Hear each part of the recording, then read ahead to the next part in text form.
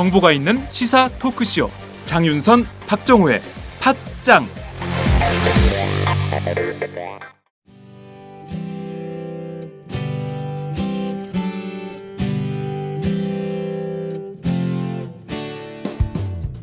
팟짱은 더 좋은 팟짱, 더 오래가는 팟짱을 만들기 위해 광고주를 기다리고 있습니다. 지금 전화주세요. 문의 02-733-5505, 내선 108번.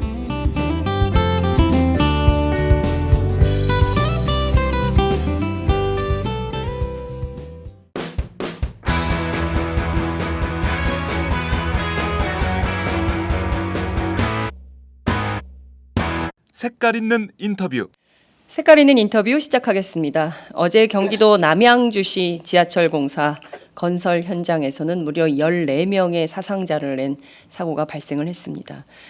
불꽃을 이용해서 절단하는 용단 작업 과정에서 발생한 이번 사고의 원인으로 현재 여러 가지 문제들이 지적이 되고 있지만, 역시 가장 중요한 것은 안전 수칙을 제대로 지키지 않았다.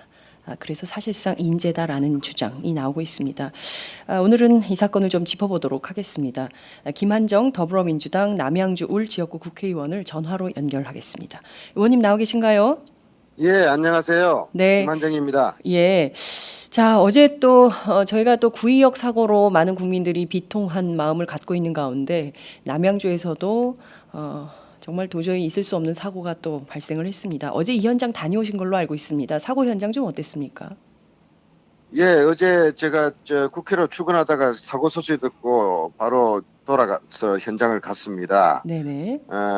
이 끔찍한 사고였습니다. 폭발 사고였고 이미 많이 보도된 대로 네 분의 아까운 목숨을 잃었습니다.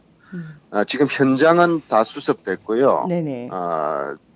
어제 구조도 완료됐고 부상자들은 다 병원으로 이송돼 있는데요. 네. 다행히 추가 불행한 불상사는 없어서 그나마 다행입니다. 네. 유족들은 지금 밤에 연락을 받고 와서 이제 올 아침에 네. 빈소가 마련되는 대로 아마 조문을 받게 될 것이고요. 네. 우리 더불어민주당은 김종인 대표와 당 지도부가 네. 오후에 네. 빈소를 찾고 유가족을 위로할 계획입니다. 네. 오늘 오후에 더불어민주당 당 지도부가 예, 빈소를 예. 찾아서 유족들을 위로하는 자리를 예. 갖겠다, 이런 말씀 주셨는데요. 안타깝게도 14명의 사상자들이 전부 네. 일용직 노동자들이었더라고요.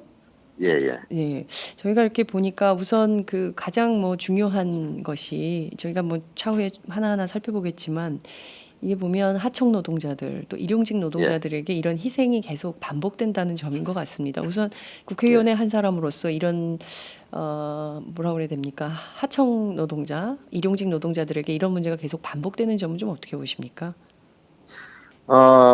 안타깝죠. 우리 사회가 세월호에서 잊지 말자 했는데 네. 과연 얼마나 우리 사회에서 이런 잊지 말자라는 노력이 네. 억울한 죽음, 막을 수 있는 재난에 대한 대비를 해왔는지 같이 반성해야 될 시점이라고 생각합니다. 네. 특히 산업 현장, 건설 현장은 굉장히 위험한 곳입니다. 네.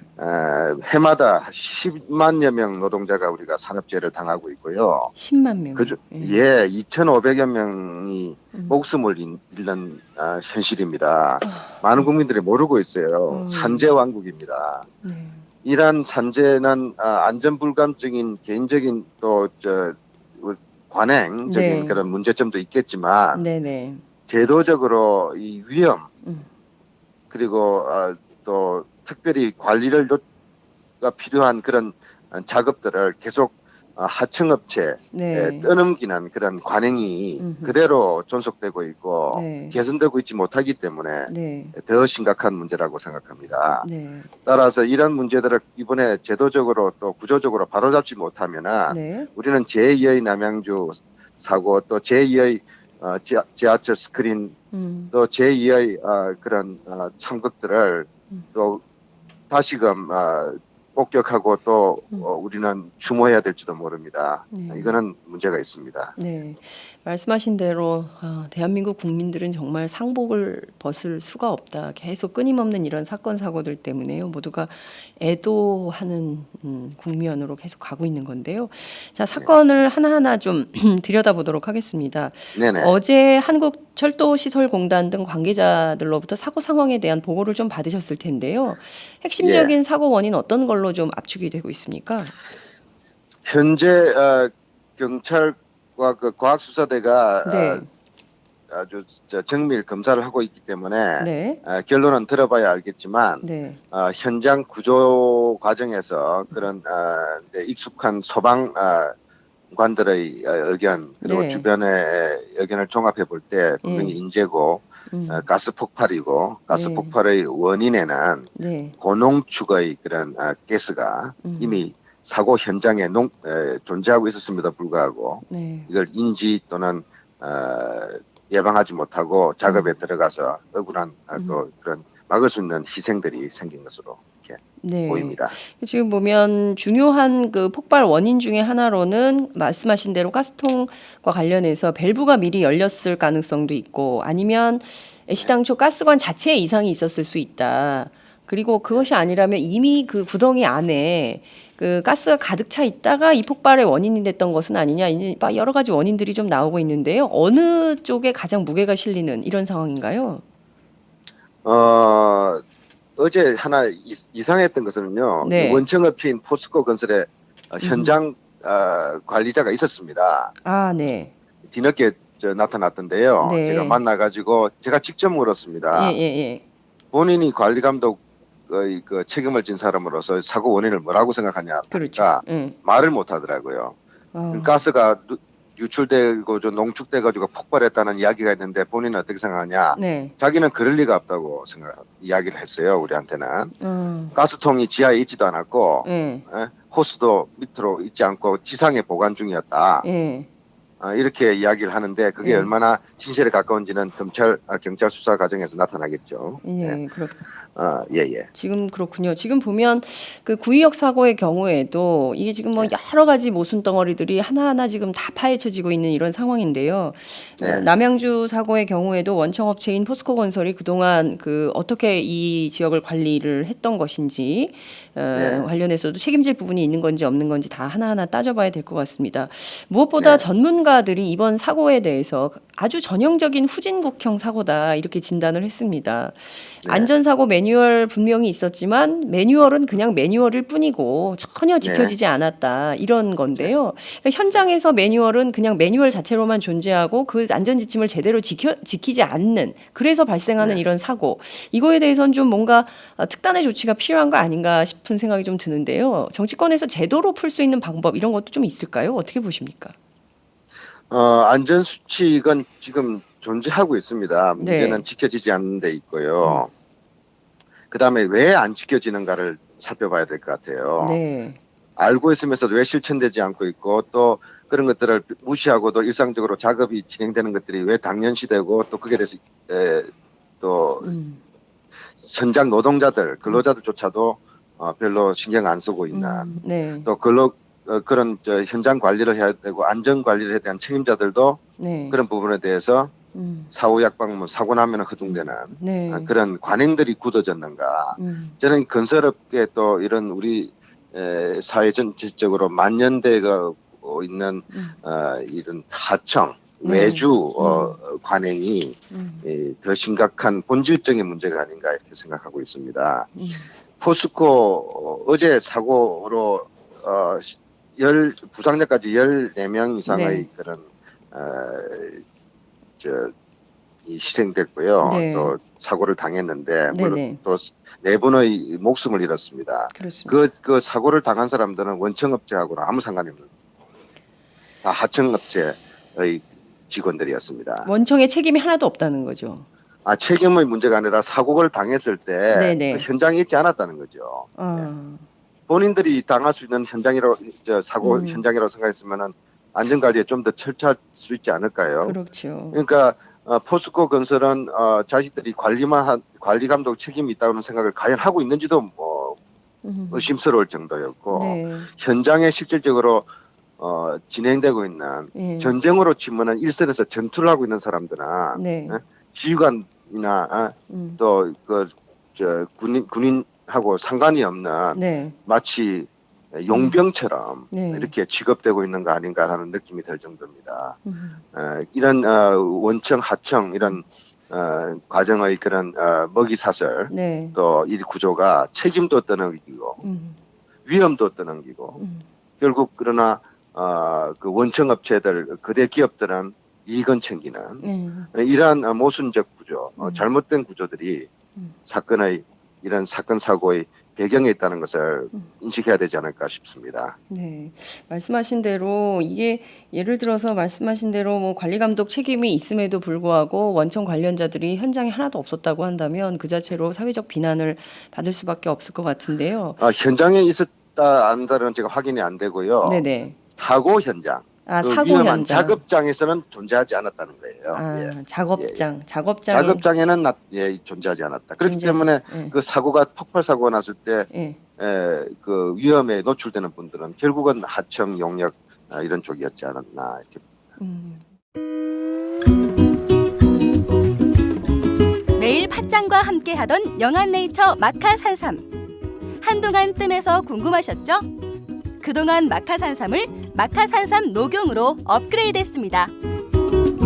페루의 마카, 우리나라의 산삼, 그리고 녹용의 완벽한 조화.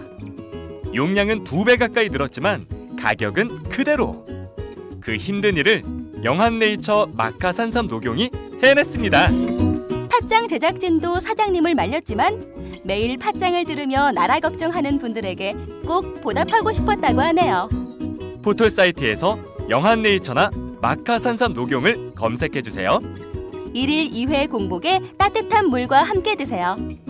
팥장도 마카산삼 녹용 먹고 대선까지 쭉 달리겠습니다. 영한네이처 마카산삼 녹용.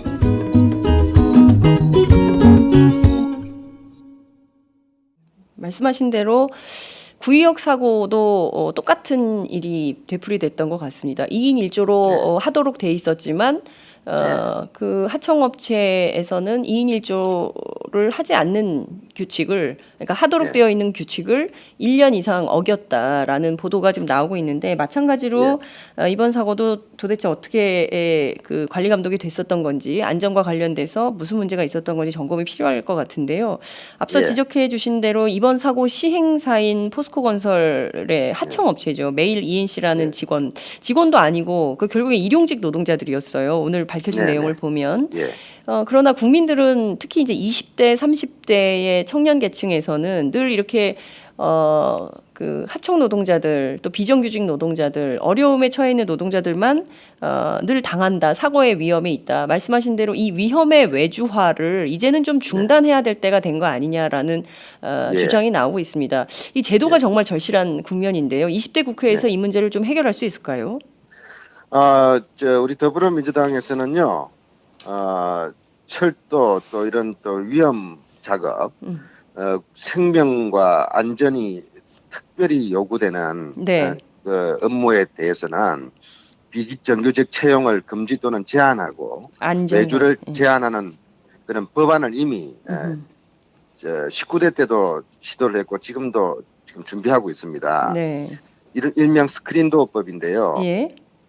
이 법안은 특히 생명 직결 업무 외주 금지 법안은 19대 국회 때 제출되었으나 새누리당의 비협조로 자동 폐기돼 버렸어요. 그래서 이번에 이번 계기를 통해서 일명 스크린도어법, 생명 안전 직결 업무에 대한 비정규직 또는 외주 제한법을 반드시 통과시킬 수 있도록 발의할 예정이고 또 추진할 것입니다. 네, 말씀하신 대로 생명 안전과 직결된 업무를 자꾸 외주화해서 위험에 노출되는 일은 없도록 그것이 20대 국회 초반에 반드시 이게 좀 결정이 좀 됐으면 좋겠다, 이런 당부의 말씀을 좀 드리겠습니다. 민주노총이 조사를 해봤더니 네. 앞서 말씀하신 대로 중대 재해 사건의 경우에는 40%가 하청 노동자들에게 밀집이 돼 있다는 겁니다. 예컨대 예. 그래도 정규직 노동자들은 산재 보상 이런 거 받을 수 있는데 하청 노동자들은 그마저도 제외가 돼 있다. 이런 걱정, 예. 우려가 큰데요. 네. 이 점도 좀 20대 국회에서 제도적 손질이 필요한 거 아니냐 이런 비판이 있습니다. 그 점은 좀 어떻게 될 걸로 생각하세요? 당연합니다. 지금 손봐야 될 부분 중에 하나가 특히 네. 건설 노동자들의 그런 노동권 보호 네. 그리고 자기 스스로가 생명과 안전을 지킬 수 있는 방어권 이런 부분들을 관점에서 네. 손봐야 된다고 생각합니다. 네, 그렇군요. 혹시 관련 법안을 좀 제출할 생각은 있으신가요? 우리 당에 얼지로위원회가 있습니다. 을을 예, 예. 지키는 모임. 네. 그 얼지로위원회에서 관련 법안들을 지금 취합해서 아마 오늘 오후에 아마 기자회견을 통해서 발표하는 것으로 알고 있는데요. 그건 네. 확인해봐야 되겠습니다. 아, 오늘 저도 오후 그에 참여하고 있습니다. 그렇군요. 아, 김한정 의원께서도 예, 을지로위원회에 함께 참여하고 계시고 오늘 오후에 건설 노동자들 보호와 관련된 방어권을 어떻게 지켜줄 것이냐에 대한 법안을 네네. 제출하는 기자회견을 오후에 열 예정이다 이런 말씀 주셨습니다. 예. 이번 사고 피해자들과 관련해서 국토교통부가 장례 예. 그리고 치료에 대해서는 적극적으로 지원을 하겠다 이런 입장을 밝히고 있긴 합니다. 네. 앞서 포스코 문제 계속 지적을 좀 해주셨는데요. 네. 포스코는 이 사고에 대해서 어느 정도의 책임을 지게 될까요? 저는 이 대형 건설업계의 관행인지는 모르겠지만 제가 자료를 좀 찾아보니까요. 네. 포스코는 과거에도 이런 안전사고 네. 관리 감독을 제대로 하지 못해서 여러 가지 인명 사고를 낸 그런 전력이 있네요. 2012년 인천 지하철 공사 현장에서 시민이 추락해서 사망하는 사고가 있었습니다. 또 2014년은 판교 황풍구에서 시민들이 추락해가지고 사고가 났었죠. 네네네. 그것도 그건 신문에도 포스코 크게 보도됐습니다. 그렇습니다. 예. 거기 다 책임시 공사가 포스코 건설이었습니다. 그래서 이런 부분은 또 한번 짚어봐야 될 것 같습니다. 왜 이런 대형 사고에 이런 또 대형 건설 회사들이 또 이런 글로벌 기업이라고 주장하는 회사들이 이런 사고들을 계속 원인을 제공하고 있는지 또 왜 관리 감독이 제대로 되고 있지 않는지 살펴봐야죠. 네, 말씀하신 대로 연거퍼서 인천 지하철 사고 또 판교 테크노밸리 사고는 예. 얼마 전에 있었기 때문에 모든 국민들이 기억하고 있는 안전사고였고요. 예. 지금 남양주까지 이 전체 시공사가 전부 포스코 건설이다. 이 포스코 건설에서 이 사고들에 대해서 책임을 분명하게 안 졌다. 이렇게 지금 파악을 하고 계시는 겁니까? 포스코 건설에 한테만 해당되는 건지는 않을 겁니다. 대형 건설업체에서 크고 작은 이런 사고들이 있어 왔으니까요. 네. 그러나 이런 국민적 우려가 집중되는 사건에 포스코가 건설이 계속 관여되어 있다는 것은 조금 다시 한번 주목해봐야 될 문제라고 보죠. 앞서 지적해 주신 대로 안전에 위험이 있는 이 위험한 일들에 대해서 전부 외주화를 해서 원청은 책임이 없다. 본청은 관련이 없다. 그 하청업체인 외주업체가 알아서 할 일이다라고 책임 떠넘기는 식으로 이번에도 일관한다면 이것은 국회에서 좀 소환을 해서 이 문제를 좀 준엄하게 꾸짖고 이런 방식으로 처리되지 않을 수 있도록 감시해 주셨으면 좋겠다. 이런 당부 말씀 좀 드리고요. 또 하나 이서구 남양주 시장이 어제 그 사고 현장에서 웃으면서 악수하는 장면이 카메라에 포착이 돼서 또 구설에 올랐습니다. 어떤 장면이었던 건가요? 저는 그 당시 현장에서는 좀 떨어져 있어서 신문 보도를 보고 알았는데요. 네. 그건 제가 이야기할 대목은 아닌 것 같아요. 네. 서로 평소에 잘 아시는 분끼리 인사 나누는 과정에서 조금 국민들 볼 때 걱정하고 비통해하는 국민들 또 여론의 입장에서는 조금 좀 불편하실 수도 있겠다 싶으네요. 네. 부적절한 행동이었다 이렇게 보십니까? 글쎄요, 제가 이야기하기는 좀 그렇습니다. 네. 그 이서구 시장님은 현장에 바로 또 오셔가지고 저도 만났고요. 네네. 또 이 사고 수습 지원을 위해서 애썼습니다. 예. 그래서 저는 그 문제 가지고 너무 막 몰매를 가는 것은 좀 본질은 아니라고 봅니다. 네, 이것은 좀 비본질적인 이슈이기 예, 때문에 중요하지 예, 않다 이런 말씀 예, 주셨습니다. 예, 예. 남경필 경기지사가 예. 지역 안의 모든 공사장에 대한 안전 점검을 실시하겠다 이런 입장을 밝혔습니다. 지난 그 구의역 사고는 박원순 서울시장이 사흘 동안 예. 침묵하다가 사과에 나서서 여론의 빈축을 산 바 있습니다. 그에 비해서는 남경필 지사는 좀 발빠른 대응을 하고 있다 이런 평가도 좀 나오는데요. 이런 예. 대응은 좀 어떻게 평가를 하십니까? 저는 남경필 지사 좀 칭찬을 해야 되겠습니다. 어제 그 현장을 또 방문을 해서 네. 저하고도 대화를 나누고 예. 아주 꼼꼼하게 현장을 지켜보더라고요. 그래서 특히 이 공사 현장이 예. 지하철이 교각 밑으로 통과하기 때문에 네. 교각의 안전성을 보강하기 위한 철골 구조물 설치 작업이었거든요. 네. 그래서 바로 그걸 지적을 하더라고요. 그러면 지금 이 밑에서 폭발 사고가 났는데 위에 도로는 자동차가 지금 다니고 있는 도량은 안전하냐 어허. 이런 질문을 그 주변 거기 건설 관계자들한테도 지적을 하고 또 점검하라고 네. 하는 것들을 봐서는 상당히 좀 이 남경필 지사가 그냥 사진 찍으러 온 사람이 아니다 하는 걸 느꼈습니다. 그렇군요. 예. 남경필 지사가 그냥 사진 찍으러 온 것은 아니고 예, 꼼꼼하게 현장을 챙기러 왔다 이런 예, 말씀이죠. 예. 오늘도 지금 남양주 현장에 계십니까? 저는 현장에 지금 대기하고 있습니다. 저기 유가족 음. 분들이 어젯밤에 이제 네. 현장에 도착해서 처음에는 굉장히 격앙되고 비통하셨는데 조금 차츰 안정을 찾아가고 있고요. 네. 또 그분들을 위로하고 지원하는 업무를 우리 지역위원회 네. 당원들과 하고 있습니다. 네. 그러면 지금 그 빈소가 마련된 병원에 계시는 겁니까? 아니면 사고 현장에? 예. 지금은 제가 주변에 있습니다. 네. 그렇군요. 알겠습니다.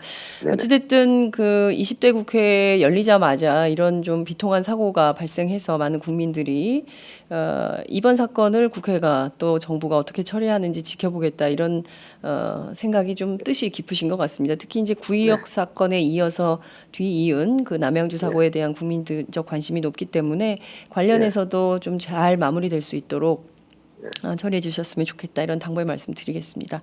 오늘 말씀 한 가지만 네. 한 가지만 덧붙이고 싶으면요. 네. 알버트 아인슈타인이 그렇게 이야기했습니다. 똑같은 과정을 반복하면서 다른 결과를 기대하는 것은 바로 멍청한 사람들이라고 이야기했어요. 우리가 구조적으로 지금 가지고 있는 이런 문제점들을 그대로 두고 제도와 관행을 유지하면서 사고가 나지 않기를 또 바라고 하는 것은 정말 어리석은 일이죠. 이번 더 이상 지체하지 않고 이런 구조적 문제를 해결해서 막을 수 있는 사고, 막을 수 있는 억울한 죽음들을 예방하고 줄여나는데 여야가 또 온 국민이 다 협력해야 된다고 생각합니다. 특히 정치권에서 각성해야 된다고 생각합니다. 네. 저 역시 더 노력하겠습니다. 네, 말씀하신 대로 정말 그 원청 하청의 문제 그리고 정규직 비정규직 간의 문제 그리고 하청업체로 모든 책임을 떠넘기는 문제 그리고 그 하청업체는 원청에서 일했던 임직원들이 전부 내려가서 고액 연봉을 받고 있는 문제 이런 문제들이 예. 계속 드러나고 있습니다. 결국 네네. 이제 1997년 IMF 이후에 우리 사회가 급격하게 신자유주의 노선을 밟으면서 발생했던 수많은 문제들에 대해서 이제는 좀 우리도 유럽식으로 제도 개선을 해야 되는 것은 아닌가. 좀 상식이 네. 통하는 사회로 만들어야 되는 것은 아닌가. 그 출발은 20대 국회가 문을 열어주셔야 되는 거 아닌가 싶은 생각이 좀 듭니다. 이 제도 네네. 전반을 좀 손보셔야 될 것 같아요. 20대 국회가. 우리 건설업 현실도 있기 때문에 하루아침에 모든 것이 다 이렇게 혁명적인 개선이 되는 데는 시간과 이 과정들이 필요할 거라고 봅니다. 네. 그러나 방향이 중요하다고 생각합니다.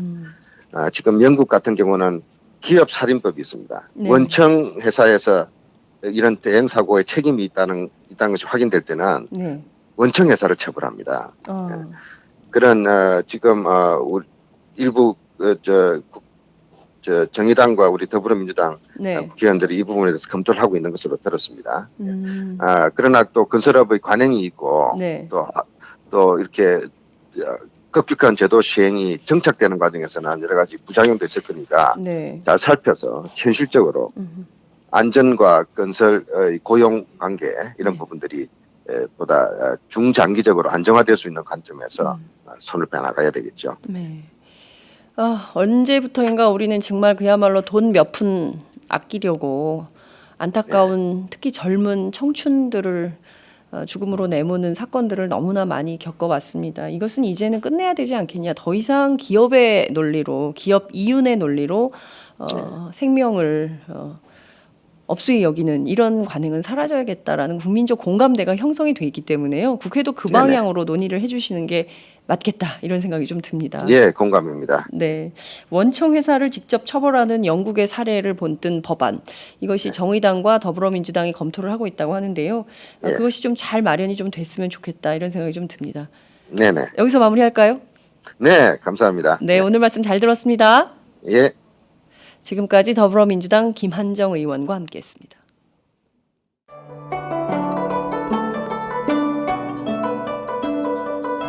안녕하십니까.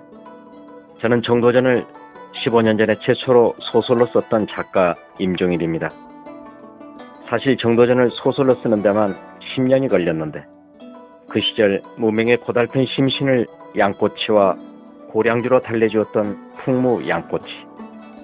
풍무 양꼬치는 월드컵 4강의 기쁨도 나라골 우습게 돌아가고 분통이 터질 때도 늘 함께했던 안식처이자 사랑방이었습니다.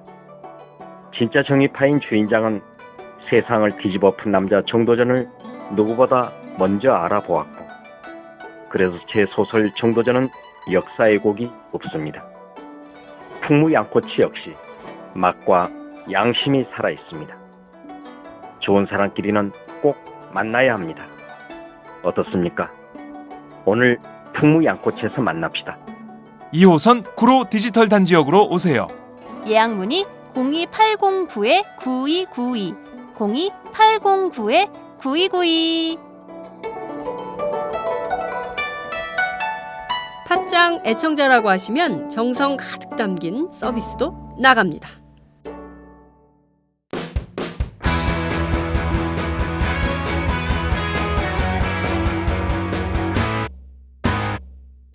색깔 있는 인터뷰.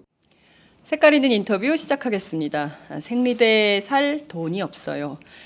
생리대를 살 돈이 없는 저소득계층의 소녀들이 한 달에 일주일은 수건 그리고 신발 깔창을 대고 지낸다는 의견이 최근 SNS에 올라서 사회적 충격을 주었습니다.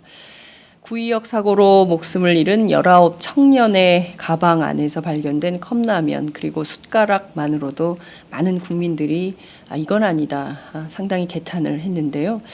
뒤이어 터진 생리대 얘기도 또 다른 측면에서는 우리 사회 일하는 빈곤의 현실이 어느 정도나 열악한지 가늠케 하고 있지요. 오늘은 여성운동가로 삼선고지에 오른 더불어민주당 김상희 의원 모시고 정치 사회 현안에 대해서 함께 이야기 나눠보도록 하겠습니다. 의원님 어서 오세요. 네, 감사합니다. 수고 많으십니다. 네, 고맙습니다. 의원님 첫 출연이세요, 팟짱에. 글쎄요, 네. 그런 것 같아요. 저희가 일본 대사관 앞에서 네, 네, 그때 위안부 문제. 네. 일본군 위안부 합의와 네, 네. 관련해서 저희가 그 수요 시위가 있을 때 그때 현장에서 인터뷰를 한 번 한 적이 있고 그리고 이렇게 스튜디오에 모셔서 인터뷰하는 건 처음인 것 같습니다. 저희 방송이요 유튜브, 유스트림 아프리카 TV, 오마이 TV 그리고 페이스북 라이브로도 생방송되고 있고요. 전 세계 164개국에서 함께하고 있습니다. 어마어마한데요. 네, 어마어마하죠. 네, 어마어마한데. 우선 청취자들께 뜨거운 연대 인사 한 말씀 부탁드릴게요. 네, 우리 그 오마이 TV를 보는 시청자 여러분 정말 감사합니다. 앞서도 얘기를 했는데 지금 그 제도 언론에 대항하는 그 대한 언론들이 참 어려운 가운데서 일하고 있습니다. 그렇지만 굉장히 알짜배기 정보 그리고 알짜배기 소통 중요한 그런 우리 사회의 문제들을 잘 짚어주시고 대안을 또 마련하는데 큰 도움을 주시고 있는 것 같습니다. 많이 시청해 주시고요. 저희들도 열심히 하겠습니다. 이제 20대 국회에 출범을 했는데 그동안 가장 지탄을 받았던 것이 이제 정치권인데요. 이제 정치권이 이런 그 지탄의 대상이 아니라 정말 국민들에게 희망을 줄 수 있는 그런 그 정치권이 될 수 있도록 열심히 노력하겠습니다. 정말 우리 국민들께 늘 죄송한 마음이고 또 우리 국민들께 늘 감사합니다. 네, 그 뭐랄까 제가 받은 인상은 그 김상희 의원 이제 초선, 재선, 이제 3선 고지에 오르셨는데요. 늘 조용한 듯하면서 결정적인 순간에 한 칼로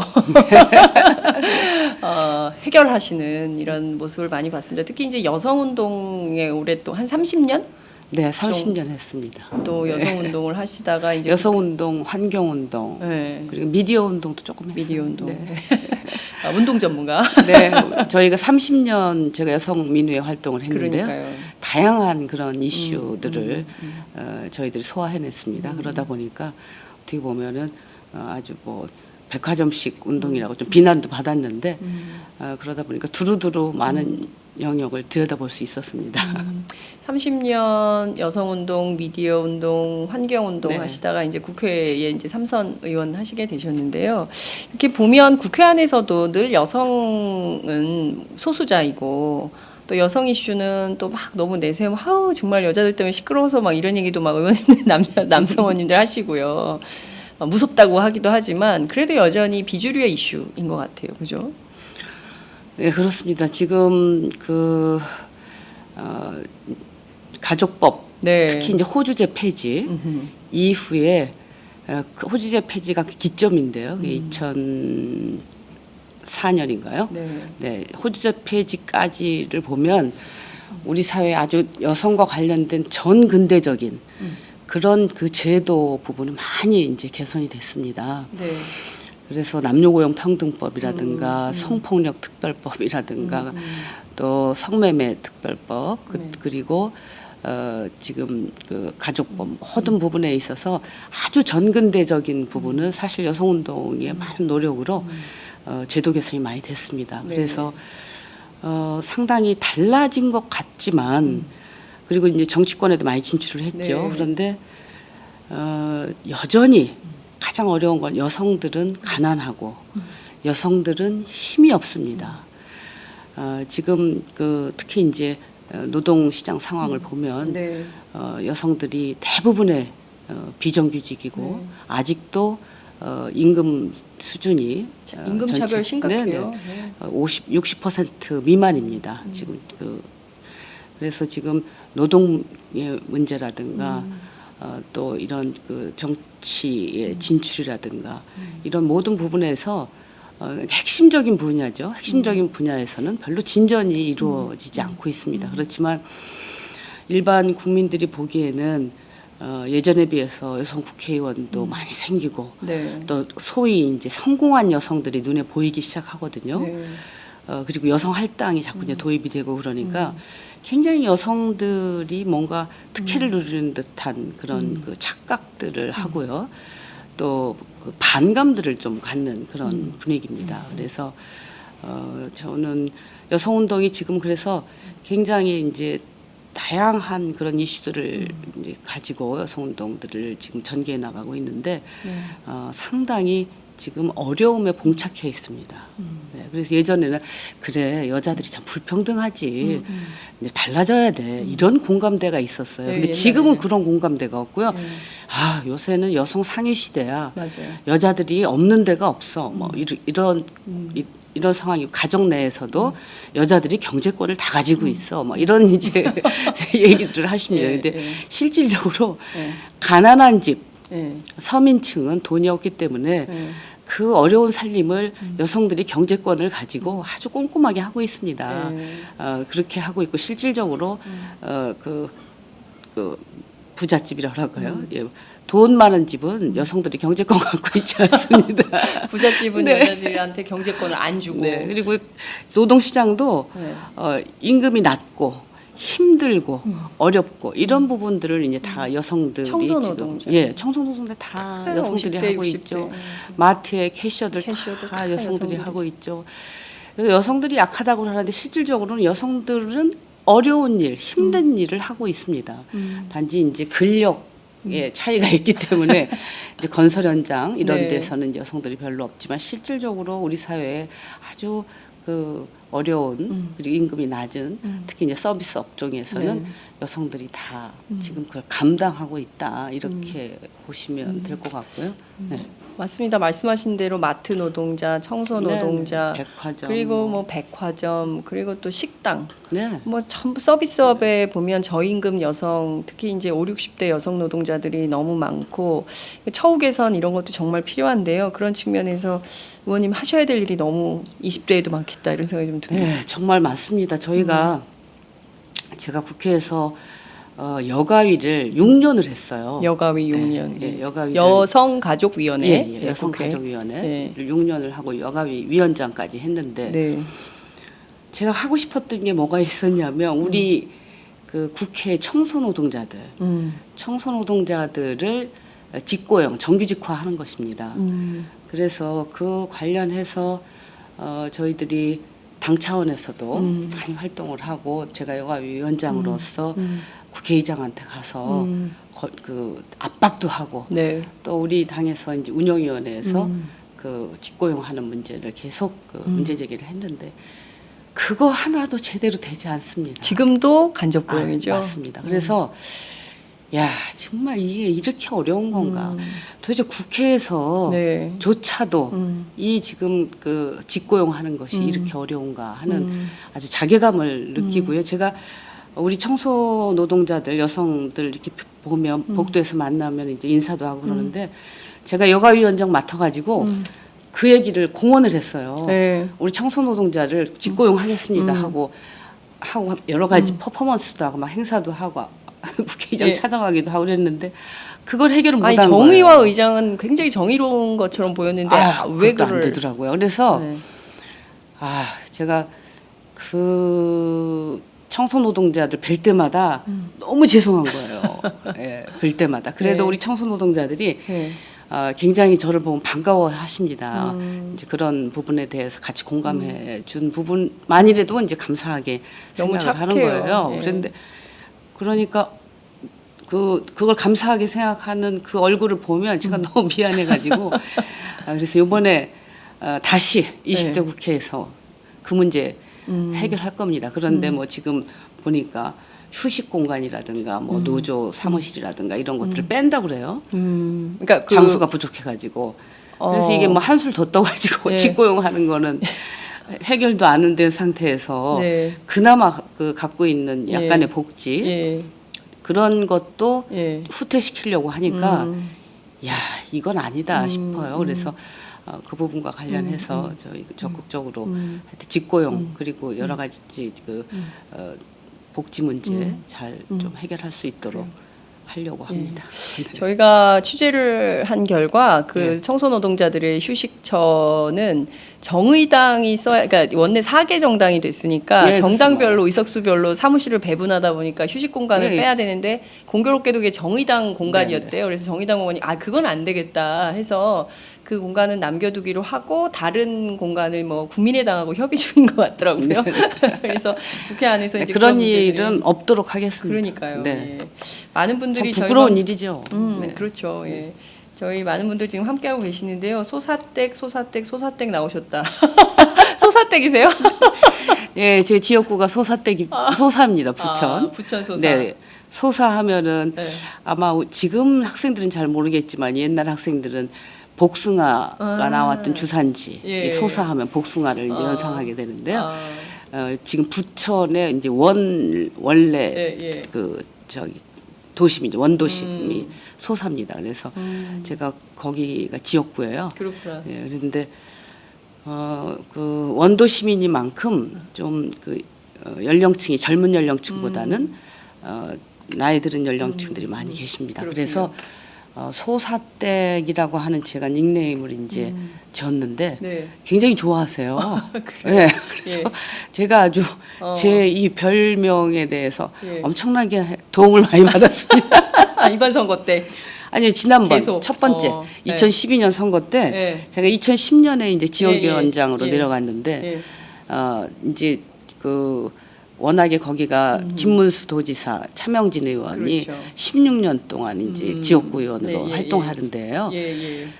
그렇기 때문에 우리 당에 대한 그 친밀도가 좀 떨어지고 네. 또 여성이니까 또 나이 들으신 분들이 조금 이렇게 좀 서먹서먹하고 그 예전 그 국회의원들하고는 조금 다르지 않습니까? 예, 예. 그러니까 조금 거리감을 느끼시더라고요. 그렇군요. 근데 이제 제가 소사댁입니다 하고 이제 하면 대부분의 주민들이 릴렉스가 돼요. 예, 금방 이제 그 얘기를 하면 웃어요. 네. 웃으면 그 다음부터는 네. 이 소통이 편안하게. 아주 편안하게 그렇군요. 됐어요. 그래서 아주 제가 덕을 많이 봤습니다. 네.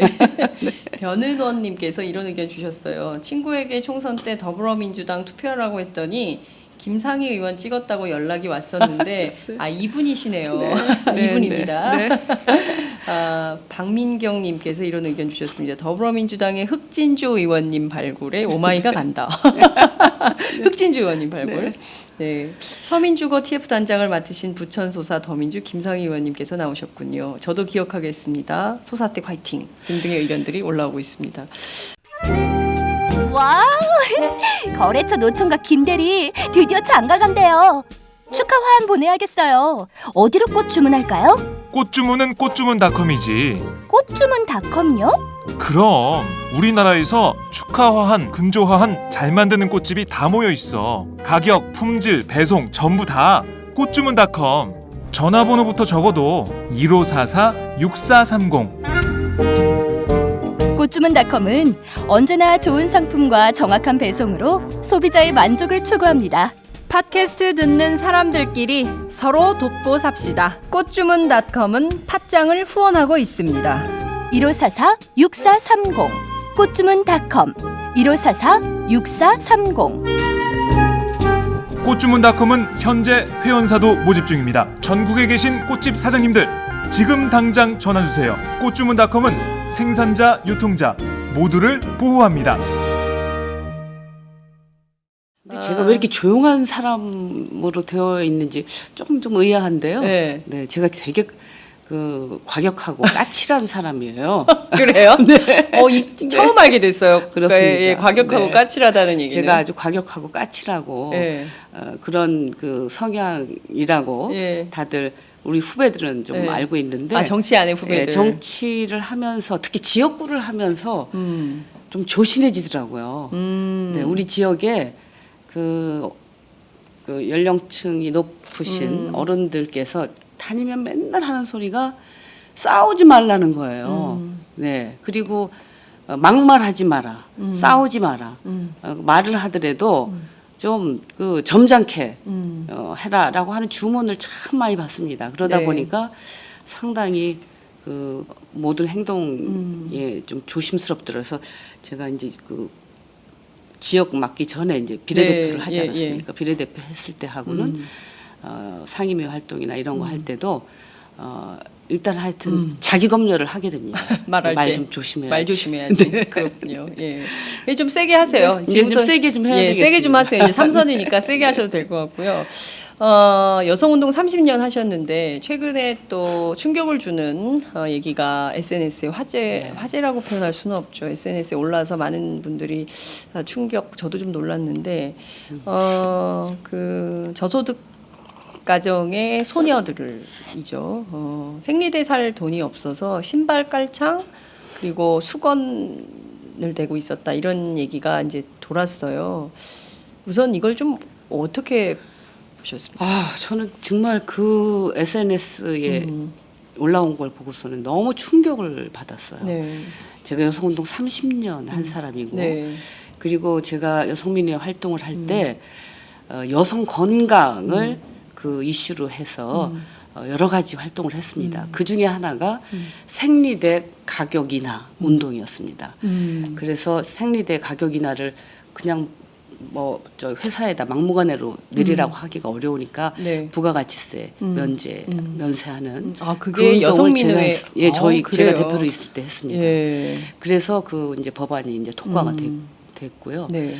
그리고 그 지금 이제 그 유엔에서 여성 문제 중에서 새롭게 지금 떠오르는 게 여성들의 재생산 건강권, 여성들의 그야말로 생식 건강, 그 재생산 건강권이 굉장히 주요 이슈로 떠오르고 있고, 네.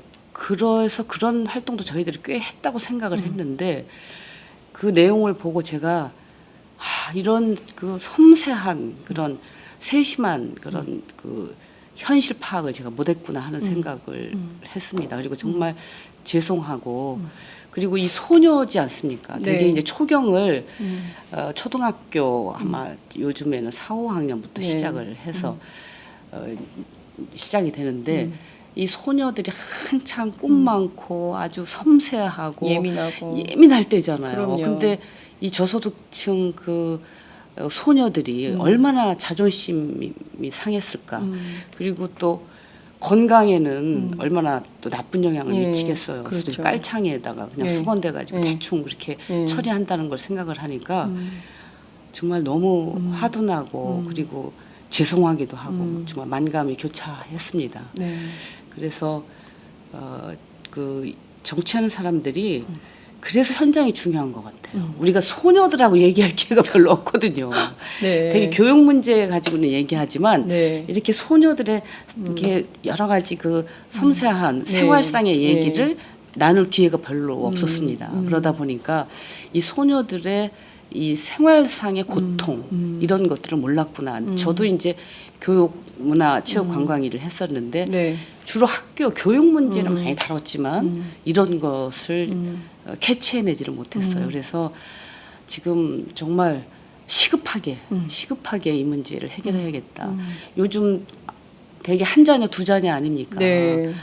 지금 이 소중한 아이들 요새 인구도 줄어가고 그러니까요. 있고 저출산 시대에 한 명 한 명의 우리 국민들, 우리 소녀들 얼마나 소중합니까? 그럼요. 그래서 이 소녀들의 건강과 그리고 이 소녀들이 정말 자존심 상하지 않고 자기 꿈을 마음껏 꿈을 꾸고 펼칠 수 있도록 도와주는 것이 어른들의 역할인데 너무 어른들이 정말 무심했구나 하는 생각이 들어서 지금 뭐 그 우리 서른 의원이 법안을 준비를 했더라고요. 네. 학교보건법. 그래서 이제 학교에서 그 이제 생리대를 이제 공급할 수 있도록 하고 지금 지자체에서도 이제 서울, 뭐 성남, 대전, 대구 각 지자체에서 이제 저소득층 소녀들에게 네. 이걸 제공할 수 있는 그런 그 뭐 예산도 확보하고 이제 제도를 마련하려고 하는데 네.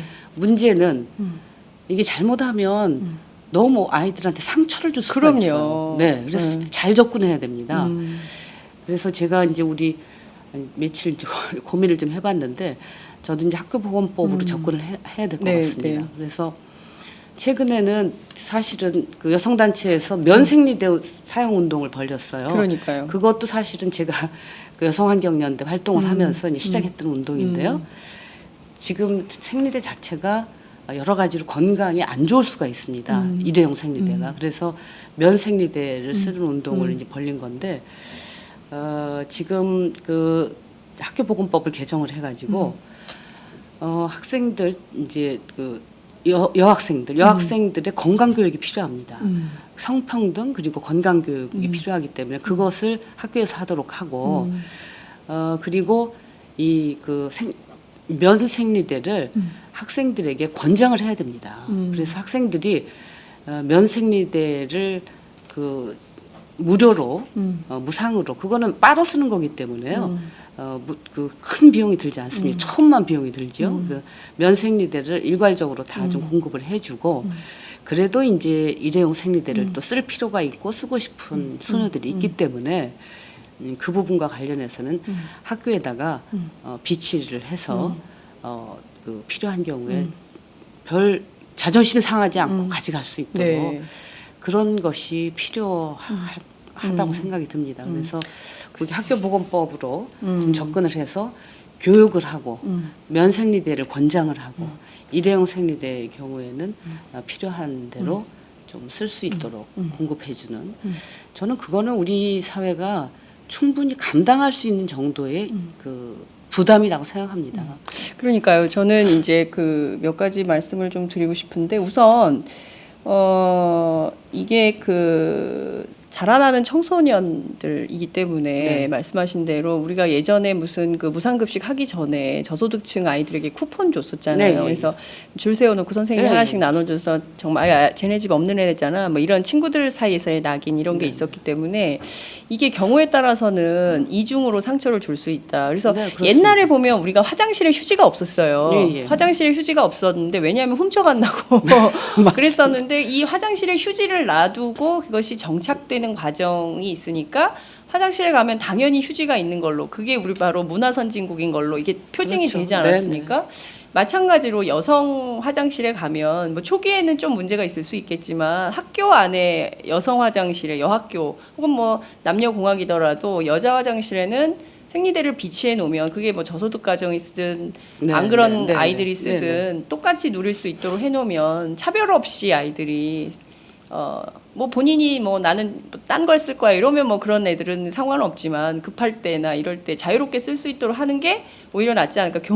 교무실로 가서 생리대 받으러 가고 그렇죠. 네. 이러면 이거는 안 받으러 가죠. 차라리 그럼요. 내가 자존심 상해서 네, 수건을 내고 말지. 그렇죠. 교무실에 내 그렇죠. 생리대 받으러 특히 남자 교사가 담임 교사인 경우에는 과연 아이들이 그런 거를 견뎌낼까. 그럼요. 소녀들은요. 네. 생리를 한다고 하는 것 자체가 부끄러움입니다. 생리한다고 하는 걸 표시하고 싶어 하질 않거든요. 드러내고 싶어 하지 않는다는 거죠. 그래서 그런데 생리대를 받으러 어디로 간다고 하는 거는 상 비현실적인 거고요. 그렇죠. 그리고 앞서서 제가 말씀드렸지만 그 여성들의 이 지금 재생산 건강권 네. 이것은 권리입니다. 네. 이 생리는 남자들은 하지 않지 않습니까? 그렇죠. 네, 여성들만 한 달에 일주일 정도 고생을 하는 겁니다, 사실. 네. 그래서 여성들이 생리를 하는 것에 대해서 그 부담을 없애주는 거는 우리가 사회에서 할 수 있는 만큼 해주는 건 좋다고 필요하다고 생각하고요. 그래서 사실은 유엔에서도 재생산 건강권이라고 하는 그 여성들의 권리, 남자들은 없지만 여성들은 아이를 낳기 때문에 생리도 해야 되고 여러 가지 자기 몸을 관리해야 되는 의무, 부담을 갖고 있습니다. 그 부담을 사회적으로 좀 도와준다라고 생각하면 됩니다. 그리고 사실 이제 성인들의 경우에는 자기가 돈도 벌고 네. 또 자기 스스로 이제 감당할 수 있는 부분이 있지만 소녀들의 경우에는 여러 가지로 이게 사회적인 도움이 필요합니다. 네. 앞서도 말씀드렸지만 이 여성들의 소녀들이 자기 몸을 건강하게 하기 위해서는 어떻게 해야 되는가에 대한 그 교육이 굉장히 중요합니다. 근데 우리나라는 아직 그런 부분이 굉장히 취약합니다. 그래서 그 유엔에서도 이 재생산 건강권과 더불어서 걸스라고 하는 걸 파워 네. 이 걸에 대해서 굉장히 지금 중요하게 생각하고 있습니다. 그래서 여성들이 소녀 때 자기 몸을 잘 관리하는 방법, 폭력에서 자기를 지킬 수 있는 그런 것, 그리고 앞으로 여성으로서의 자기의 그 자존감을 가지고 어떻게 살아갈 것인가에 대한 준비, 이런 것들이 남자들하고는 조금 다른 차원에서 그야말로 성인지적인 그런 교육이라고 볼 수 있습니다. 그래서 그런 게 필요하고 그 소녀들이 앞으로 말하자면 우리 사회를 유지할 수 있는 그 2세들을 네. 그 생산해야 될 그럼요. 그런 중요한 그런 그럼요. 그 소녀들 아닙니까? 네. 그래서 그 소녀들의 건강을 지킬 수 있도록 교육과 이런 사회적 서포트가 필요한데 네. 이 생리대 문제는 저는 그래서 자꾸 면 생리대 쓰는 게 좋습니다. 건강을 위해서. 아, 근데 이제 네, 일하는 그래서- 여성들의 경우에 막 빨고 이게 또막 힘들으니까 그래서 면 생리대와 네. 일회용 생리대를 겸해서 씁니다. 기저귀도 아이들 기저귀도 마찬가지고요. 그렇죠. 그러면 이건 또 다른 차원에서 네, 논의가 그래서 그 필요한데 두 가지를 네. 같이 공급해 주는 게 저는 필요하다. 필요하다 예. 이렇게 생각합니다. 새누리당 김명현 의원이 작년에 여가위 그 결산 회의 때 이 소녀들의 학교 화장실에 이 비치하는 그 관련해서 이거 좀 예산을 써야 된다. 매년 수요 조사를 해서 예산에 반영해야 된다 이런 주장을 한 적이 있는데 이게 여가위에서 왜 통과가 안 됐을까요? 준비가 안 됐던 것 같습니다. 그러니까 지금 이 소녀들의 이 생리 현상과 관련된 네. 이런 문제들을 어떻게 이제 우리가 사회적으로 도와줄까에 대한 네. 그 실태 파악도 잘 안 돼 있고요. 네. 네, 실태 파악도 안 돼 있고 이것을 그 사회적으로 좀 도와줘야 된다, 서포트 해줘야 된다라고 하는 공감대가 전혀 형성이 안 돼 완전히 있었어요. 관심 밖의 이슈. 예, 관심 밖의 일이고 저도 사실은 여성운동 한 사람으로서 좀 반성되는 것이 네. 이런 데까지 이렇게 섬세하게 우리가 접근을 못했어요. 그래서 여성 건강이다라고 하면 굉장히 네. 다양한 접근을 할 수 있을 텐데 예. 이 소녀들이 첫 그 생리를 시작을 하고 그 다음에 자기 몸을 이렇게 관리하게끔 하는 것 이게 굉장히 지금 중요하거든요. 그렇죠. 근데 현실을 잘 몰랐어요. 네. 그래서 이게 지금 그러니까요. 저소득층의 소녀들에게는 예. 특히 이 생리대가 보니까 6,000원 내지 그 한 10,000원 정도 되더라고요. 되게 예 마트에 가면 뭐 이렇게 좀 끼워 팔기도 하고 뭐 네. 1+1으로 붙여주기도 네, 하고 되게 이제 그런데 10,000원 이상이에요. 네, 네. 예.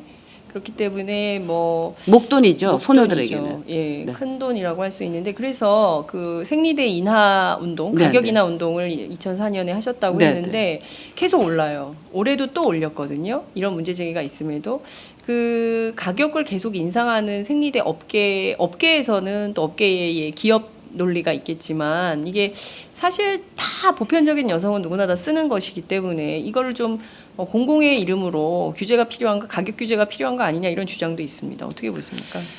저는 가격 규제를 지금 우리 어떻게 보면 이 시장 경제 체제에서 네. 가격 규제를 하는 거는 그렇게 쉬운 방법이 아니라고 생각을 해요.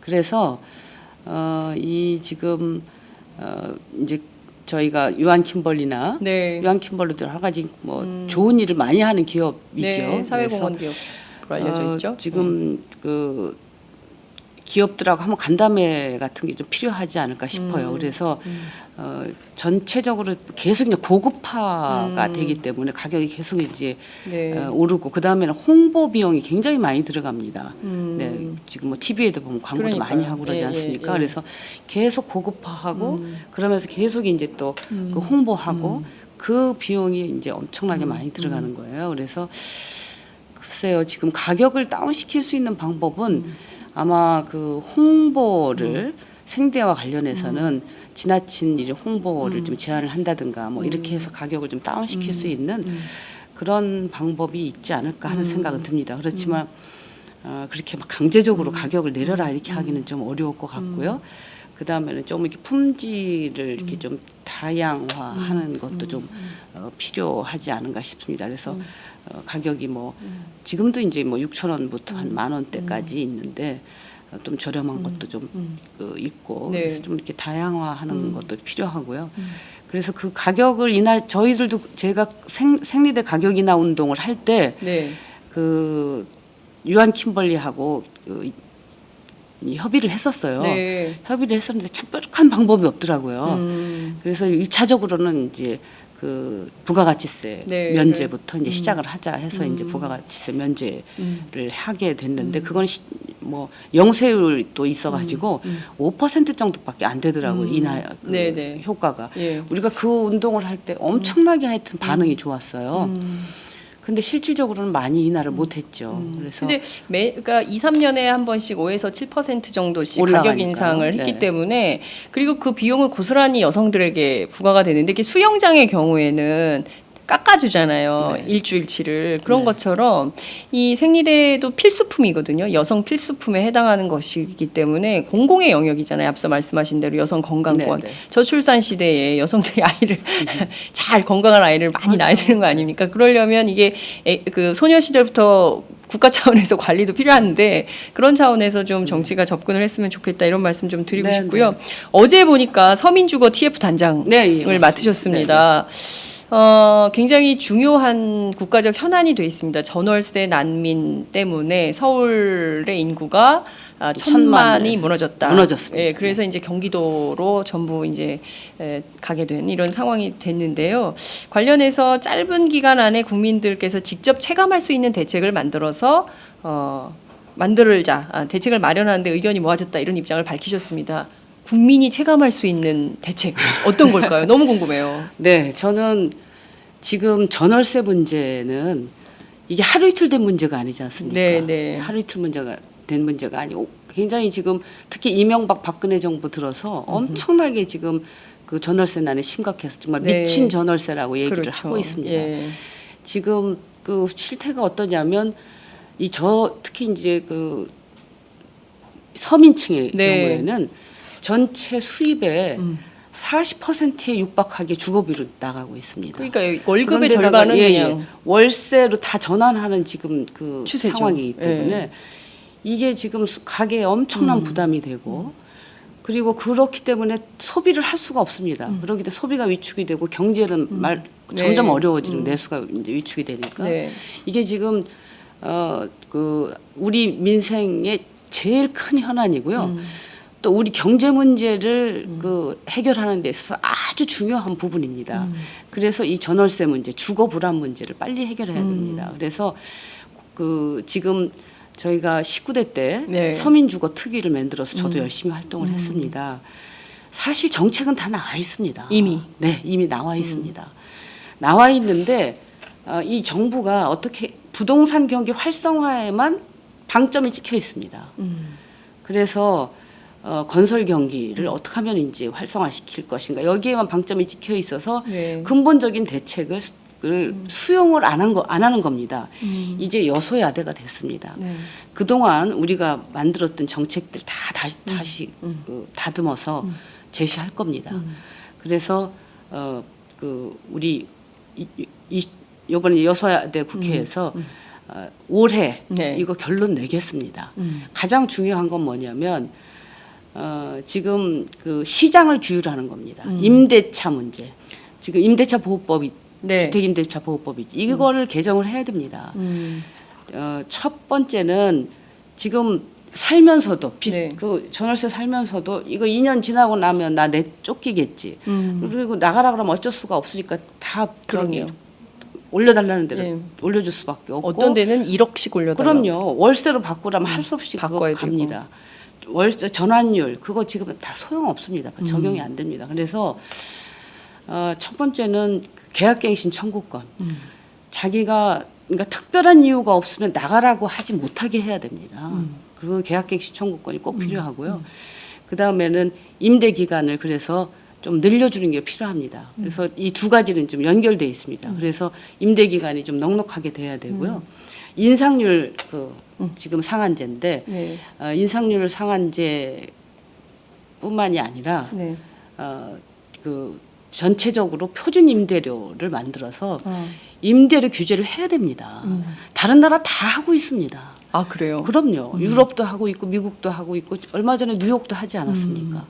그런데 우리나라만 하지 않는 겁니다. 이게. 그리고 그 문제가 생겼을 때 네. 이것을 그 분쟁 조정을 해줄 수 있는 좀 강력한 시스템을 지금 이번에 법 개정은 되긴 했는데 네. 약합니다. 그거 도입을 해야 됩니다. 그래서 전반적인 임대차 그 계약에 있어서 전월세를 사는 이 세입자가 어느 정도의 이 지금 철저한 의리죠 지금은. 네. 그래서 권한을 좀 가질 수 있도록 그 제도 개선이 꼭 필요합니다. 그거 굉장히 중요하고요. 네. 그 다음에는 문제는 우리가 너무 그 공공 임대주택이 없습니다. 공공이 어느 정도의 임대주택을 가지고 있어야지 시장도 규율이 가능한 겁니다. 네. 지금 공공 임대주택이 5%밖에 되지 않는데 너무 적은 거 아니에요? 너무 적죠. OECD 12%가 그렇습니다. 그래서 우리는 지금 목표를 한 15%로 이걸 잡아서 네. 최근에 이제 저희가 이번 총선 공약으로 내걸은 것이 지금 국민연금 기금을 활용을 해서 네. 거기에서 이제 투자를 하도록 해가지고 임대주택을 대대적으로 짓는 겁니다. 네, 그래서 임대주택을 대대적으로 줘야 됩니다. 그래서 임대주택을 대대적으로 공급하고 그다음에 서민들의 그 아주 노후된 집들 있잖아요. 네, 그걸 네, 재건축하고 하는 것들을 좀 도와줘야 되고요. 그래서 공급, 주택 공급, 임대주택 공급을 확대하고 주택 시장을 철저하게 의린, 세입자가 의린 이 부분을 고쳐줘야 됩니다. 네. 이 두 가지만 확실하게 해주고 그다음에 임대주택도 가지 못하고 하는 사람이 분명히 있죠. 우리 아주 좀 어려운 서민들. 그 부분들은 주거 복지로 접근을 해야 됩니다. 거기에는 지금 현재 이제 한 11만 원 정도 이제 그 주거 지원 네. 나가지 않습니까? 그거를 이제 좀 더 확대하고 액수도 좀 높여주고 이렇게 한 3박자, 3박자가 이제 되면 주거 문제가 많이 해결될 수 있습니다. 그래서 저희 이번에 주거복지특위 그 TF를 출범을 시키면서 네. 공급 부분, 음. 그 다음에 이 지금 임대차 관계의 그 시장의 안정성 부분, 네. 그 다음에 복지 부분, 이 세 파트로 나눠서 소위를 만들어서 어제부터 이제 활동에 들어갔습니다. 20대 국회에서 20대 국회 초반에 네. 이 세 가지가 한 번에 실행이 될까요? 왜냐하면 늘 새누리당이 그 이런 이른바 서민 복지와 관련된 이슈들에 대해서는 뭐 복지는 병이다 뭐 이렇게 하면서 못하게 발목을 정말 잡기 참 때문에 답답하죠. 예, 정말 답답합니다. 기업 네. 이익을 늘 근데 이번에 그 고무적인 게 어떤 네. 게 있냐면 새누리당의 분석인데 확실한지는 잘 모르겠습니다. 네. 새누리당이 이번에 참패를 네. 한 이유 중에 중요한 이유가 아하. 전월세 문제라는 그 내부 평가가 있다고 합니다. 그래요. 네, 그래서 이 전월세 문제에 대해서 새누리당이 계속 빚내서 집사라고 하는 정책으로 일관했거든요. 그 최경환 경제부총리가 네. 늘 그러지 않았습니까? 그렇죠. 빚내서 집사하도록 하겠다. 네. 그래서 건설 경기 활성화시키고 네. 주택 공급을 이제 그 늘려가지고 네. 해결하겠다는 예. 거였는데 그게 실패하지 않았습니까? 예. 그래서 이번 그 선거 참패의 주 요인 중에 하나라고 보고 있다고 합니다. 그래서 저는 좀 새누리당이 좀 전향적으로 바뀌지 않을까 싶어서요. 일단 예산이 크게 들어가지 않는 것은 이 지금 그 임대차 관계의 네. 그 지금 개정입니다. 예. 주택임대차보호법 개정하는 거. 이 부분은 저가 새누리당과 적극적으로 협상하고 우리가 이제 여소야대 국회가 됐기 때문에 네, 네, 예. 이 부분은 올해 안에 저는 해결을 할 수 있다고 생각하고요. 그 다음에 이제 그 임대주택 공급과 관련해서는 내년에 이제 대선이 있으니까 저희가 정권 잡아야 되지 않나 싶은데 네. 주장을 할 겁니다. 그래서 그래서 지금 임대주택을 정부가 굉장히 소극적이에요. 네. 뭐 매입 임대나 뭐 이런 식으로 그 말하자면 공공임대주택을 아주 다른 방식으로 뭐 뉴스테이라든가 이런 네. 걸로 자꾸 접근을 하는데 네. 아니 이거는 국가적으로 대대적으로 해야 되는 겁니다. 그래서 우리가 계속 촉구를 하지만 이 정부에서 네. 박근혜 정부에서 임대주택 공급을 그렇게 확대할 것인지에 대해서는 저도 이제 자신하기는 어렵습니다. 그렇지만 최선을 다할 거고요. 네, 저희들이 지금 국민연금 그 공공투자와 관련된 그 특위가 만들어졌습니다. 네네. 그래서 그리고 또 가계부채 특위도 만들어지고 그리고 저희 이제 TF 만들어지고 다 연계가 돼 있어요. 네. 가계부채가 1,200조가 넘는 것은 이 지금 전월세 문제, 주거 문제 때문에 그러니까요. 그런 거거든요. 예, 그래서 예. 전부 빚내서 집을 네, 샀어요. 빚내서 집을 샀기 때문에 이런 문제가 생긴 그렇습니다. 겁니다. 그래서 예. 이 전월세 문제 때문에 가계부채가 급등했고요. 네. 그다음에 소비가 위축이 되니까 그렇습니다. 경제가 굉장히 지금 위축이 침체돼 돼 있고. 있는 거 예, 아닙니까? 예. 그래서 이게 그 단순히 이게 전월세 문제로만 봐서는 안 됩니다. 그래서 정부 박근혜 정부가 얼마 남지 않았는데 네. 좀 전향적으로 야당의 이 목소리에 귀 기울였으면 좋겠고요. 저희들이 이제 그렇게 할 수 있도록 최선을 다하려고 네. 아주 세게 하려고 합니다. 예, 좀 세게 해주세요. 왜냐하면 정말 지난해 내내 가장 큰 이슈가 전월세 난민이었습니다. 하루에 출퇴근하느라고 2시간 이상 평균 씁니다. 물론 그래서 저희 팟캐스트는 잘 됩니다. 네. 출퇴근 시간이 길어서 그 시간에 이제 팟캐스트 듣는 청취자들은 많아졌지만 제도는 손질을 해서 집에서 가까운 곳에 직장이 있고 제일 좋은 건 걸어서 다니면 좋겠지만 그건 어려운 거지만 최소한 대중교통으로 접근이 가능한 이런 시스템이 돼야 이게 선진국이라고 할 수 있는 거 아닌가 싶고요. 아니 그리고서 지금 집 때문에 장가를 못 가잖아요. 그렇죠. 네. 예. 결혼 요즘 못하죠. 특히 그 청년들이요, 네. 남자들, 예. 여자들은 결혼하는데 한 6, 7천만 원 든다고 합니다. 그 남자들은 아마 1억 5천 정도 든다고 합니다. 왜 그러느냐? 집 때문에 그렇습니다. 예. 집 때문에 결혼을 못 해요. 네. 연애를 해도. 이게 지금 아기 안 낳고 결혼 안 하고 이게 지금 사실 전월세 문제가 민생의 가장 중요한 문제이고 우리 국가 경제의 제일 중요한 문제라고 생각합니다. 그래서 이번 총선 때도 뭐 대통령도 그렇고 모든 당이 오직 민생이라고 얘기하고 있습니다. 네. 대통령도 입만 열면 민생이라고 얘기하고 있어요. 그렇죠. 예. 근데 민생의 지금 가장 큰 이슈, 우리 경제의 가장 큰 이슈인 이 그 집 문제, 네. 주거 불안 문제를 왜 이렇게 지금 그 고집을 피우면서 네.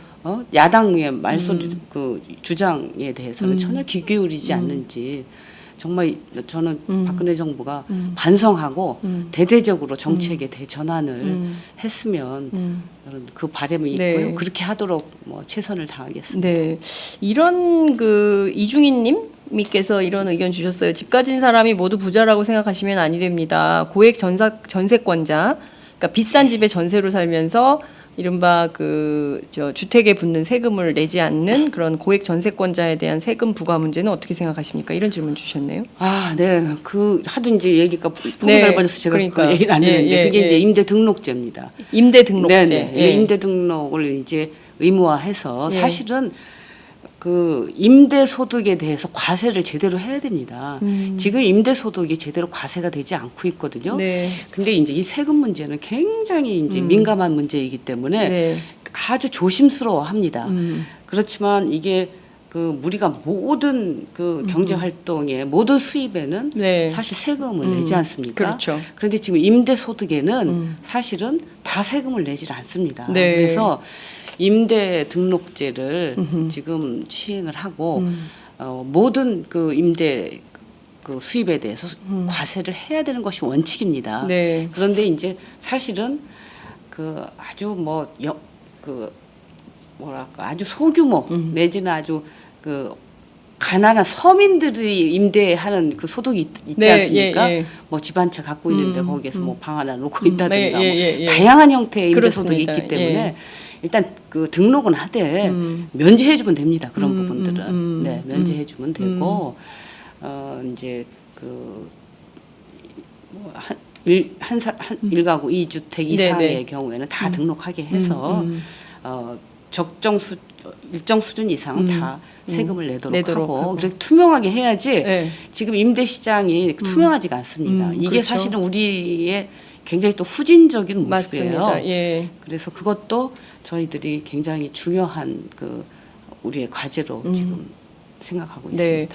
김상희 의원께서 서민주거 TF 단장을 맡으셨기 때문에 네. 칼같이 네, 이 제가 서민주거 아주 문제를 해결하실 19대 거라고. 때 네. 그 19대를 마무리하면서 제일 제가 아주 그냥 가슴 아팠던 게 이 문제를 해결하지 못하고 19대를 마무리하는 거였습니다. 네. 그래서 제가 1호 법안도 그 지금 그 임대차 보호법 네. 이거를 1호 법안으로 지금 준비하고 내려고 하던 찰나에 구의역 사건이 예. 이제 발생을 해서 예. 제가 그 철도안전법 그걸 이제 1호 법안으로 하고 2호 법안으로 전월세 문제 이 임대차 그렇군요. 보호법을 예. 낼 겁니다. 예, 이 법이 꼭 좀 통과돼서 더 이상의 전월세 난민 같은 보도가 언론에 안 나왔으면 좋겠다는 생각이 좀 들고요. 끝으로 30년 여성운동 하셨지만 여성의 삶은 나아지지 않습니다. 사람들은 그래도 여성 대통령이 되면 또 여자들의 생활이 좀 나아지지 않을까 이런 기대, 특히 이제 50대, 60대 여성들 사이에서 그런 기대가 많았다는 얘기도 좀 들었었는데요. 결과적으로 나아진 게 없다. 그리고 오히려 일하는 빈곤율만 늘었다. 작년에도 보니까 50대 비정규직 남성 6천 명 정도 줄었는데 여성은 3만 6천 명이 늘어났다는 통계가 있습니다. 일하는 여성, 일하는 빈곤 여성에게 어떤 대책, 어떤 정책을 좀 해주실 수 있을까요? 아, 글쎄요. 저도 정말 이 여성운동 오래 한 사람으로서 네. 최근에 여성들의 상황 지금 한 20년 동안 변하지를 않습니다. 그것은 사실은 이게 우리 사회의 구조적인 문제하고 직결되어 있기 때문입니다. 네. 여성들이 가난한 것은 우리 서민들이 가난하기 때문입니다. 제일 중요한 문제가 일자리 문제, 비정규직 문제입니다. 네. 그래서 여성들에게는 정말 비정규직, 저소득층이 될 수밖에 없는 저임금의 그 비정규직만 주어지는 이 현실이 문제입니다. 그래서 이 비정규직 문제는 여성들만 문제가 되는 것이 아니라 지금 청년들과 우리 사회의 가장 큰 이슈입니다. 이 비정규직 문제를 해결해야 됩니다. 그래서 그 20대 국회에서는 이 비정규직 문제 해결을 위해서 노력을 해야 되고요. 또 하나는 지금 우리 사회가 이제 극도로 지금 그 양극화가 심화되면서 네.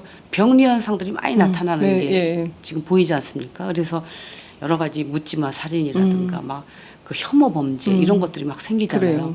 그런 게 다 사실은 우리 사회가 병들어가고 우리 국민들이 이런 그 양극화 사회에서 내몰리면서 병들어가고 있는 겁니다. 거기에서 이런 범죄들이 그렇습니다. 발생을 하고 이 피해가 우리 여성들이 많이 또 그렇습니다. 당하고 있습니다. 예. 그래서 여성들의 이 안전 문제, 폭력에 대한 문제 이런 부분들에 대해서 더 지금 새로운 접근이 필요하다고 생각을 합니다. 그래서 일단 여성들이 당당하게 우리 사회의 일원으로서 일하고 싶을 때 일하고 애 좀 키울 때 마음 놓고 좀 키울 수 있고 그렇잖아요. 예. 네.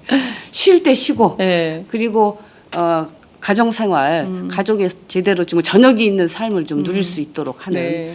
그런 것이 그 가장 중요하다고 생각하고 그런 것이 여성만의 문제가 아니라 우리 사회의 전반적인 이런 그 정말 어떻게 보면은 야만적인 자본주의 사회죠. 네. 그거에서 정말 인간의 얼굴을 한 그 따뜻한 그런 사회로 좀 그 전환할 때만 여성 문제도 해결된다고 보기 때문에 그렇게 좀 크게 접근을 해야 된다. 네. 그렇게 생각합니다. 원내 일당이 된 더불어민주당이 정말 해야 될 일들이 어깨에 굉장히 많이 걸려 있는 것 같고요. 특히 이제 3선의 국회의원이 되셨기 때문에 여성 의원으로서 또 해야 될 특히 이제 많은 후배들을 위해서 또 어린 소녀들을 위해서 현장에서 더 열심히 뛰어주시기를 당부드리겠습니다. 오늘 말씀 잘 알겠습니다. 들었습니다. 네, 감사합니다. 감사합니다. 수고하셨습니다. 오늘도 오마이뉴스 10만인 클럽 후원 회원님들의 발길은 이어지고 있습니다. 국민이 속지 않고 믿을 수 있는 언론을 기대합니다.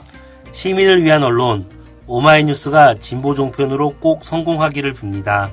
시민들의 판단에 위한 충실한 진실 전달자가 되어주세요. 민주주의가 왜곡 후퇴하는 이 불의하고 참담한 현실이 하나하나 타개되길 소망합니다. 오마이뉴스를 믿고 응원합니다. 장윤선, 박정호의 팟짱 후원하시는 10만인 클럽 회원님들의 가입 동기입니다. 참 절박하죠? 오마이TV가 보수 정편이 외면한 진실을 생생하게 전달하겠습니다. 내 손안의 스마트 진보 종편, 월 1만 원이면 됩니다. 지금 바로 전화주세요. 02733-5505, 내선 번호는 0번, 공용 핸드폰은 010-3270-3828입니다. 정권과 자본 앞에 할 말하는 당당한 오마이TV. 팍팍 밀어주세요!